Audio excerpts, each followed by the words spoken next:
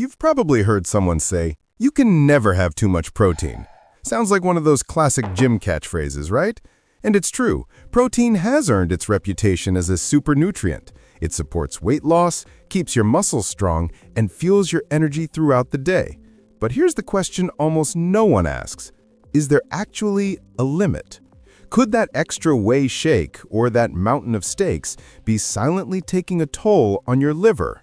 Today, you're going to discover where protein is your ally and when it can quietly turn into a problem. To understand this, let's take a step back. The liver is your body's true orchestra conductor, managing more than 500 vital functions, from processing nutrients to filtering toxins. It's both an energy hub and a detox center at the same time. Now imagine this vital organ not only dealing with alcohol and processed foods, but also with excess protein. Surprising? Believe it or not, too much protein can create a very real overload. According to the World Health Organization, nearly 30% of adults over the age of 40 already show signs of fatty liver disease, and most of them don't even know it. The irony? While some people cut back on fat and sugar, they end up overloading on protein, thinking they're protecting themselves. So, how did protein become such a superstar? In recent years, diets like low-carb, keto, and even carnivore have gone mainstream, all promising rapid weight loss and lean muscle gain. Protein has gone from essential nutrient to nutrition hero. But here's the problem. It's not unusual to see people consuming 3 or even 4 times more than the recommended amount, believing that more is always better. But does the body really work like a machine that thrives on endless fuel? Here's an important fact. Harvard Medical School points out that healthy adults need, on average, 0.8 grams of protein per kilogram of body weight per day. That means someone weighing 154 pounds needs about 56 grams daily. Regular exercisers may need up to 1.6 to 2 grams per kilogram. But notice, even then, there's a safe ceiling. Eating more than that doesn't mean more muscle, it means more work for your liver. Excess protein is converted into glucose or fat, raising triglycerides and, over time, inflaming the liver and contributing to fatty liver disease. Now, let me ask you, have you ever stopped to calculate how much protein you actually eat in a single day? That simple question opens the door to something essential, understanding why, despite all the benefits, we still need to talk about limits. When it comes to protein, there's no debate. It's essential. Without it, the body can't build muscle, repair tissues, or even produce certain key hormones. Think of it as the bricks holding up the house we call the human body. On top of that, protein helps with satiety. A breakfast with eggs, for example, keeps you full much longer than a sugary pastry. That's because protein helps stabilize blood sugar, avoiding the roller coaster of cravings and fatigue. The Mayo Clinic, one of the world's leading medical authorities, confirms that diets with adequate protein can reduce the risk of type 2 diabetes and support sustainable weight loss. But if protein is so beneficial, why do we need to talk about limits? The issue lies in what happens when intake goes overboard. Unlike fat, the body doesn't store protein. When you eat more than you need, the liver has to deal with the surplus. Some of it can be turned into immediate energy, but the rest is converted into fat. That process forces the liver to work overtime, and repeated day after day, it can trigger inflammation, fat accumulation, and insulin resistance. It's like asking an employee to work extra hours every day. At first they manage, but eventually the bill comes due. Another key point, protein isn't just in meat and eggs. It's also found in beans, lentils, chickpeas, and even some green vegetables. Now imagine someone who already eats plenty of meat, adds eggs and cheese at breakfast, and still downs 2 whey protein shakes a day. Without realizing it, they've doubled or even tripled their daily dose. Researchers at the University of Sydney found that high-protein diets, especially those based heavily on processed meats, were linked to a higher risk of premature mortality. That doesn't mean protein is the villain, but it does highlight that context and quality matter just as much as quantity. So here's the practical takeaway.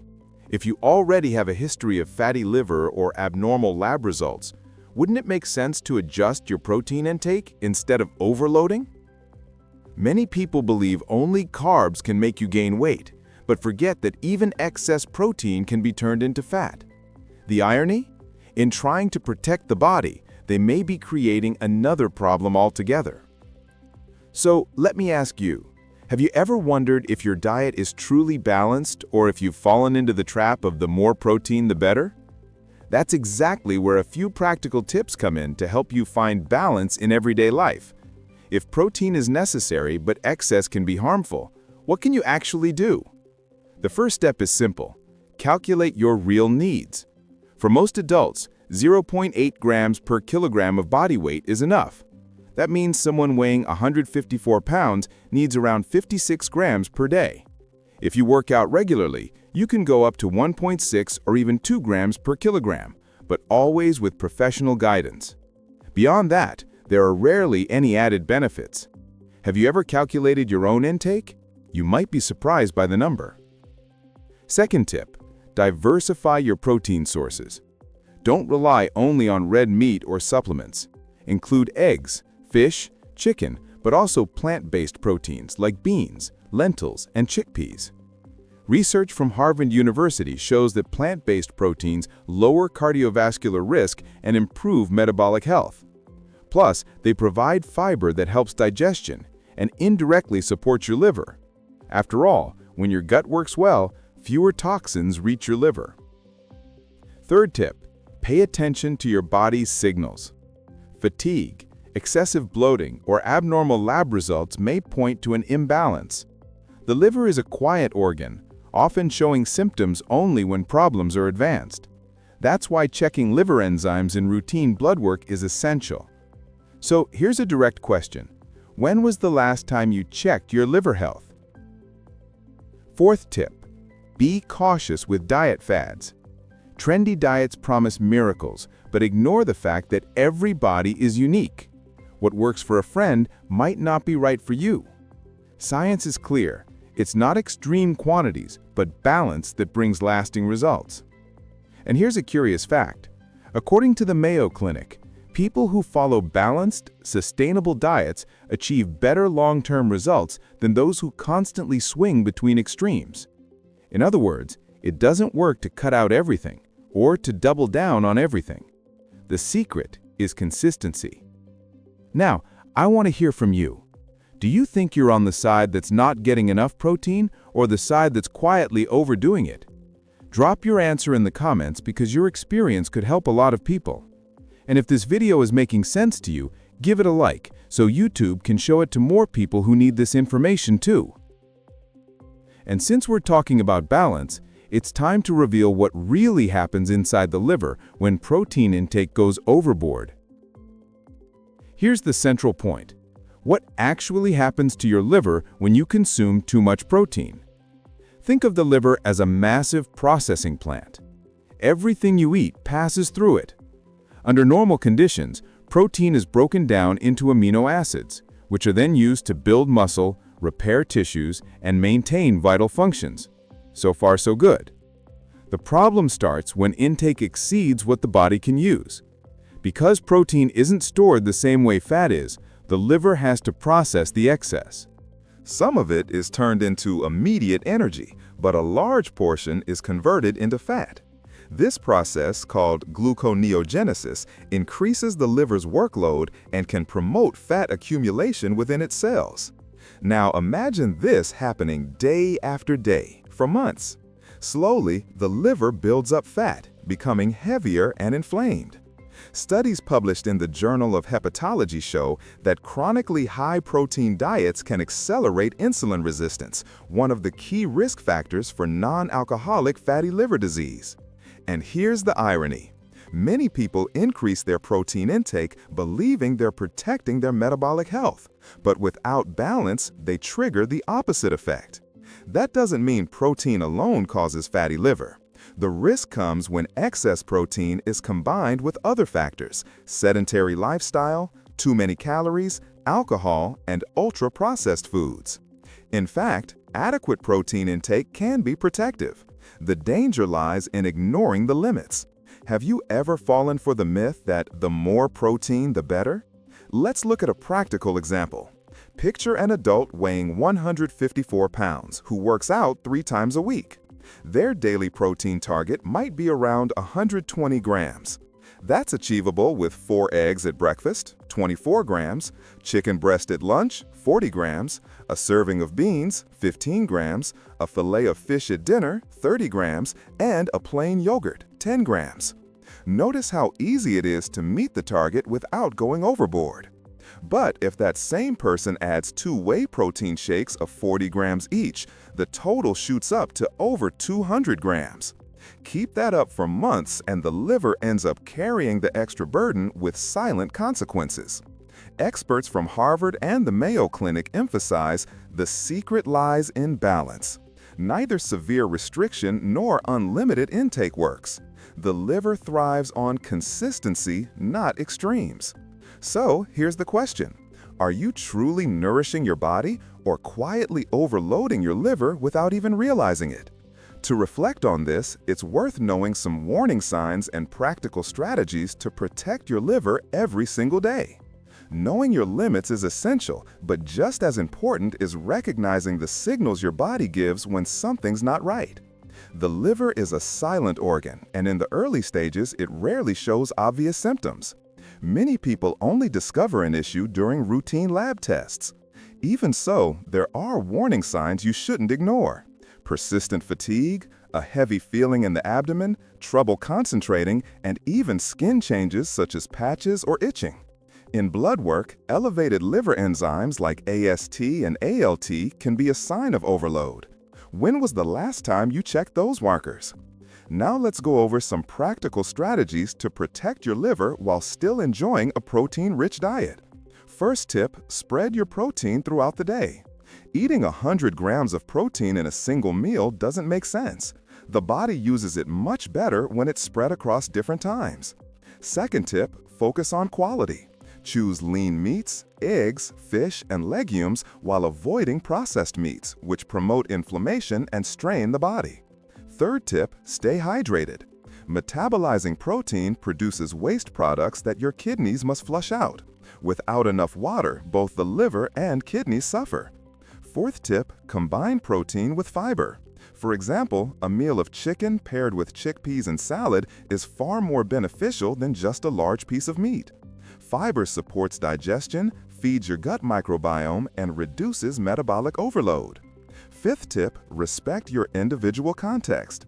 People with fatty liver, kidney issues, or those over age 60 should tailor protein intake under professional guidance. There isn't a single magic number that fits everyone. Another point that doesn't get enough attention, the importance of physical activity. Research shows exercise improves how the body uses protein, reducing liver stress. This means diet alone isn't enough. You need movement too. Walk 3 times a week makes a difference. So here's a direct question.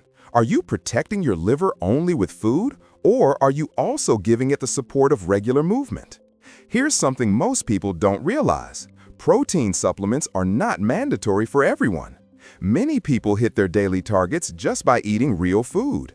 Whey, casein, and other products can be useful in specific contexts, but they should never replace a balanced diet. Marketing often suggests that without supplements, there's no progress.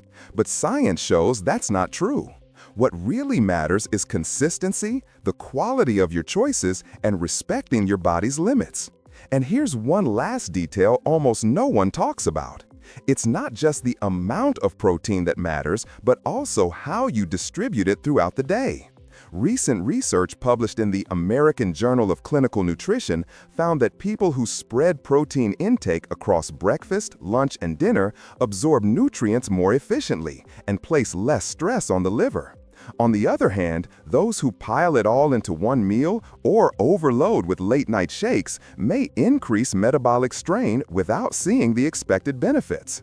This simple adjustment can mean the difference between using protein as your ally or turning it into a burden for your liver. It highlights an essential truth. There are no miracle foods or absolute villains. What truly defines protein's effect is context, the right dose at the right time within a balanced lifestyle. Protein can be a powerful tool for health, but only when used wisely. Ignoring limits is like giving your liver extra shifts every day, with no time off. Eventually, the body will collect the bill. Think of your liver as a dedicated employee working behind the scenes, never asking for recognition. It filters, processes, and regulates your entire body quietly. But when it's overloaded with excess protein, alcohol, sugar, or ultra-processed foods, it starts showing signs of wear. When you respect the limits, distribute your meals better, stay hydrated, and keep moving, this silent worker keeps going strong, guaranteeing you energy and vitality for years to come. The big takeaway is simple. Balance always beats extremes.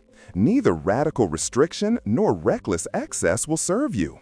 Understanding your body, applying science in practical ways, and adjusting habits is the true key to a long and healthy life. The right measure is the one that nourishes without overloading, that strengthens without harming. And it's this awareness that turns protein into a true ally of longevity. Now, I want to hear from you. Have you ever stopped to reflect on whether you're consuming protein in the right measure, or if you've fallen into the myth that more is always better? Share your answer in the comments, because your experience could open the eyes of many people who haven't realized this yet.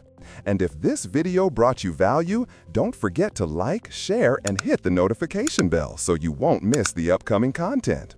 Make sure to watch the next video we recommend. It will definitely help you make smarter decisions about your health. I'll see you there.